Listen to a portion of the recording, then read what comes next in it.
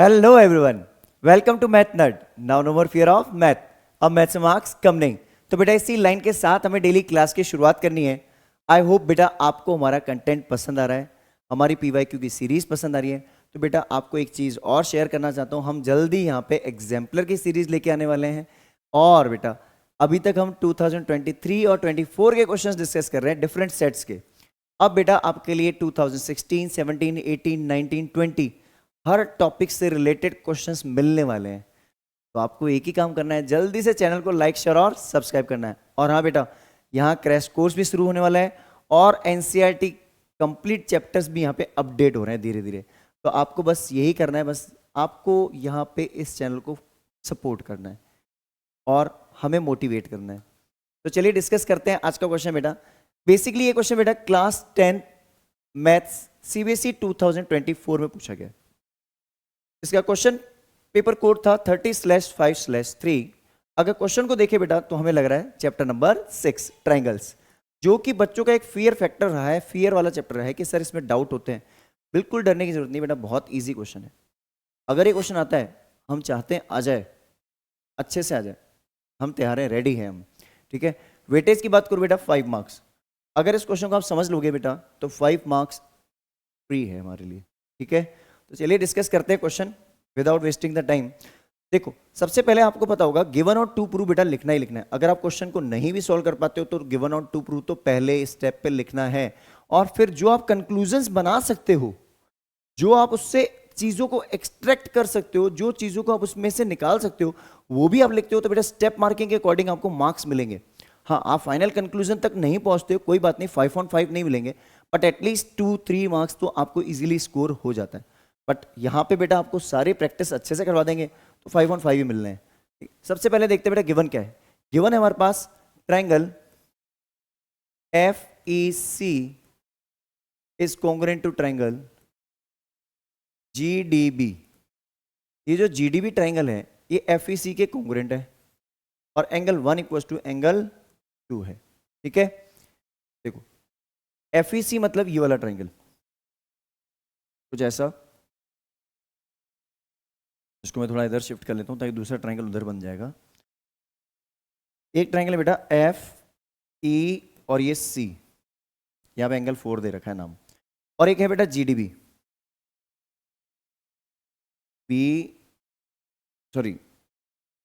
ये है G और ये B यहाँ पे है और यहाँ पे D है. यहाँ बनने वाला एंगल 3 है. ठीक है. ये दोनों क्या है, कॉन्ग्रुएंट है. तो कॉन्ग्रुएंट है तो हम CPCT से इसके करस्पॉन्डिंग पार्ट्स इक्वल लेंगे कौन से लेंगे वो मैं समझाऊंगा आपको. ठीक है. अब देखो टू प्रूव क्या है बेटा. टू प्रूव की अगर हम बात करें तो बेटा हमें प्रूव करना है कि जो ऊपर एक ट्रायंगल बन रहा है that is called triangle ADE. Triangle ADE is similar to triangle ABC. Means बड़े वाले ट्रायंगल के सिमिलर है कौन सा, ऊपर वाला ट्रायंगल. बेटा एक बात बताओ, सबसे इजी क्राइटेरिया कौन सा होता है सिमिलरिटी का. सर हमने पढ़ा है कि सबसे इजी सिमिलरिटी का क्राइटेरिया होता है AA. कौन सा होता है, AA. आई गेस आपने जब ट्रायंगल चैप्टर पढ़ा होगा, तो अगर आपने बेटा अच्छे से नहीं क्लियरिटी है तो इस चैनल पे चैप्टर 6 अच्छे से एक्सप्लेन कर रखा है हमने, अपडेटेड है NCERT कंप्लीट, वहाँ से आपके बेसिक्स क्लियर हो जाएंगे. ठीक है. तो वहाँ देख सकते हो आप. अब देखो AA क्राइटेरिया सबसे ईजिएस्ट होता है. इसका मतलब मैं अगर एंगल, ये ऊपर वाला ट्राइंगल, उसका एंगल 1 मीन्स एंगल D, इसके B के एंगल के इक्वल करा दूं और इसका E C के इक्वल करा दूं मीन्स 3 और 4, सॉरी 2 और 4, 1 3 2 4 इक्वल करा दूं, तो AA क्राइटेरिया से क्या हो जाएगा, दोनों ट्राइंगल सिमिलर हो जाएगा. अब नेक्स्ट चीज क्या है बेटा, ये चीजें इक्वल कराने के लिए हमें क्या करना है बेटा, एंगल 1 और 3 को इक्वल कराना है. 1 और 3 इक्वल कैसे होंगे, जब ये लाइंस पैरेलल होंगी. DE पैरेलल टू BC करवाना है, DE पैरेलल टू BC करवाना है. देखो ऐसा, ये जो DE है इसे हमें BC के पैरेलल करवाना है. बेटा एक बात बताओ, अगर लाइंस पैरेलल होती हैं तो BPT से साइड्स का रेशियो इक्वल होता है. तो कन्वर्स ऑफ BPT से अगर साइड्स का रेशियो इक्वल हो तो लाइंस पैरेलल होगी कि नहीं होगी. तो आपको पता चल गया कौन सा कॉन्सेप्ट लगाना है, कन्वर्स ऑफ BPT. उसके लिए हमें क्या चाहिए बेटा, हमें चाहिए ये साइड का रेशियो इसके साथ, ये साइड्स का रेशियो इसके साथ. अब देखो हमें कुछ कंक्लूजन्स पता हैं, उन कंक्लूजन्स को हम फॉलो करेंगे तो चलो स्टार्ट करते हैं क्वेश्चन को वन बाय वन। देखो बेटा, प्रूफ के अंदर चलते हैं, कॉन्सेप्ट्स को डेवलप करते हैं। देखो सबसे पहले अपन लेते हैं बेटा, जो दो ट्राइंगल हमें कॉन्ग्रुएंट दे रखा है, as triangle FEC is congruent to triangle GDB। FEC किसके कॉन्ग्रुएंट है? GDB के। अगर FEC GDB के कॉन्ग्रुएंट है बेटा, तो अगर मैं ये लास्ट की दो वर्टेक्स लूं तो EC equals to DB, EC equals to DB, तो मैं क्या बोल दूंगा? By CPCT EC equals to DB। पहली चीज बेटा, CPCT से एंगल जो C पे बन रहा है वो B पे बन रहा है। C पे बनने वाला एंगल 4 है और B पे बनने वाला एंगल 3 है, वो भी इक्वल होगा। तो हम क्या बोलेंगे? Angle ECF equals to DBG, that is angle number 4 equals to angle number 3। Clear है यहां तक?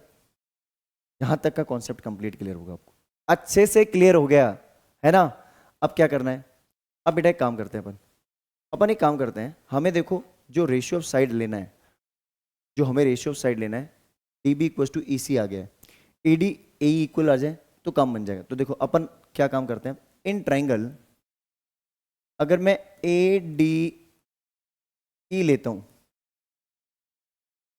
Angle 1 equal to angle 2, then देखो किसी ट्राइंगल में अगर दो एंगल इक्वल होते हैं तो उसकी अपोजिट साइड भी इक्वल होती है कि नहीं होती है? Isosceles triangle. तो अपन क्या बोलेंगे? देन AD इक्वल टू इसके इक्वल होगा AE। इसको दे दो बेटा इक्वेशन नंबर 1। और दूसरा मुझे बेटा पता है जो EC है DB के इक्वल है। अब EC DB के इक्वल लूं या DB EC के इक्वल लूं, बात तो बराबर है ना? तो मैं बेटा लिखूंगा, देखो इधर मैंने लिखा है AD equal to AE, AD AE, तो इधर की तरफ मैं क्या लिखूंगा? DB equal to EC।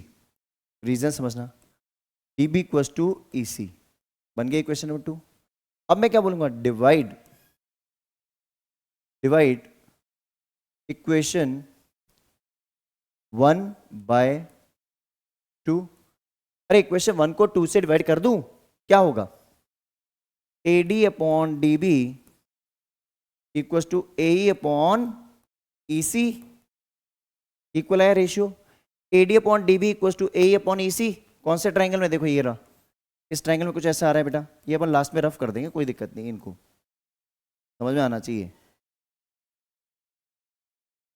अगर मैं बोलूं इसका रेशियो इसके साथ और इसका रेशियो इसके साथ इक्वल है, हो गया प्रूफ? तो क्या हुआ? By converse of BPT। जो BPT का कन्वर्स है वो क्या बोलता है? अगर ratio of the side is equal then lines are parallel. It means what we can say, DE is parallel to BC। DE किसके पैरेलल हो गया बेटा जी? BC के पैरेलल हो गया। देन अगर ये लाइंस पैरेलल है, देन हम क्या बोलेंगे? Angle 1 equal to angle 3 and angle 2 equal to angle 4। अरे एंगल 1 किसके इक्वल हो गया? 3 के। Angle 2 equal to angle 4। अब बेटा जी बात समझना, ये हमने प्रूव करवा दिया, इसको मैं हटा देता हूं, ठीक है? इसका कोई यूज नहीं है अभी, इसको हटा देते हैं, ठीक है ना? इसको एक बार हटा देते हैं बेटा। चलो अब बेटा एक बात समझो आप, अब अपन वो दो ट्राइंगल सेलेक्ट करते हैं जिसकी हमें रिक्वायरमेंट थी शुरू से। कौन से दो ट्राइंगल? देखो अपन अब बात करते हैं जिन दो ट्राइंगल को हमें सिमिलर प्रूव करना है। तो नाउ इन ट्राइंगल कौन से सिमिलर करने हैं बेटा? ADE and triangle. अच्छा ये रीजन लिख देना बेटा, इसका रीजन क्या है? इसका रीजन क्या है? कौन से एंगल बोलते हैं हम इसको जब ऐसे लाइन पैरेलल जाती है बेटा? F बनता है। करस्पॉन्डिंग एंगल्स, कौन से एंगल्स? Bye corresponding angles.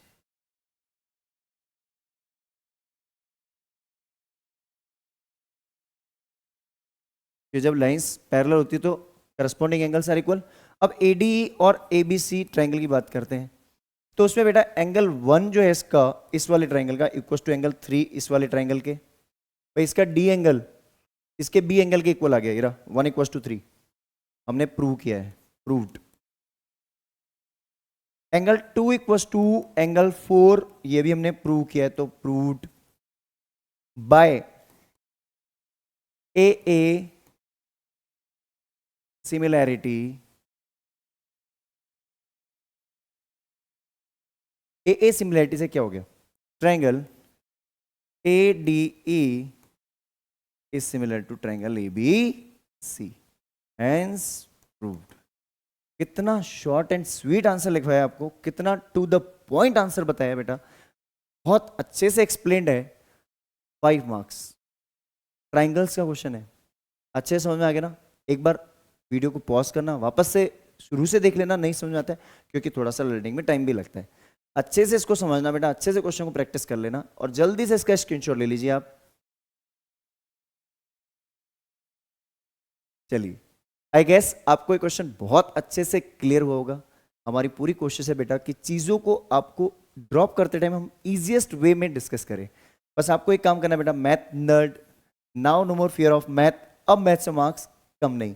ये लाइन हमेशा ध्यान रखनी है, अपने टेबल पे, अपने स्टडी प्लेस पे इसको टैग कर लो और इस चैनल को बेटा सपोर्ट करो, लाइक शेयर और सब्सक्राइब करो ताकि ये और आगे बढ़े और हमें मोटिवेशन मिले आपके लिए ऐसा ही और कंटेंट बनाने के लिए। तो मिलते हैं किसी और वीडियो के साथ, till the time have a great.